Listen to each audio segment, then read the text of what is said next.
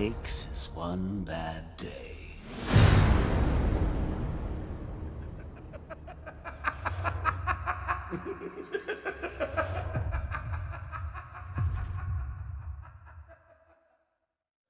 The Killing Joke has to be one of the most beloved Batman stories of all time, mainly due to the fact that it was the comic that fleshed out the relationship between Batman and his arch-nemesis, the Joker. It is a story that has become so foundational to the mythology of Batman. It's become a permanently canon story throughout multiple entries of the Batman franchise. So, when the opportunity came to adapt the source material itself, fans were excited, especially when it was rated R, only to then get disappointed that the film wasted its time with, let's be honest, the worst first act in all of history, followed by The Killing Joke. Seriously, that first act is a bit of diarrhea. Awful. You could pretty much just skip the first act and you would miss nothing. That is the worst and arguably simultaneously best aspect of the first act. That first act, as Honest Trailers accurately put it, was sex in the Gotham City followed by The Killing Joke. So yeah, there's a lot of problems, but even skipping past the awful first act, the adaptation of The Killing Joke was rather flawed, with some missing opportunities to have some really cool transitions within the different comic panels, which intermingle Joker's past with the turmoils of the present, which also echo the themes of Joker's trauma and his inability to let go of the past. The film adaptation instead opted for very typical landscape shots, as opposed to actually going forth with the transition ideas that the comics seem to visually imply rather clearly. So that's the first thing we're going to fix up.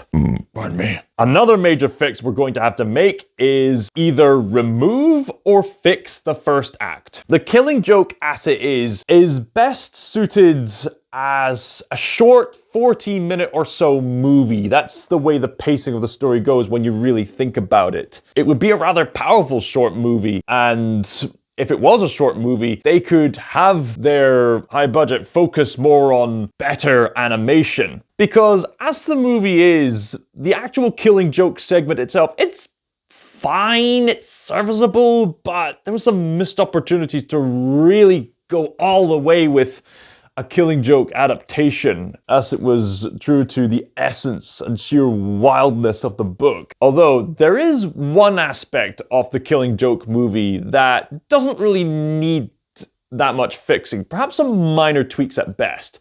The ending of the Killing Joke movie, spot on. You got some great performances from Kevin Conroy and Mark Hamill in their respective roles. What are you waiting for? Kick the hell out of me and get your standing ovation. Come on! No, not this time. Just pouring their hearts out into these roles, and as Batman and Joker have a rare heart-to-heart moment with each other. I don't know what it was that bent your life out of shape, but maybe I've been there too. Maybe we could work together. I could rehabilitate you. You don't need to be alone. I'm sorry, but no.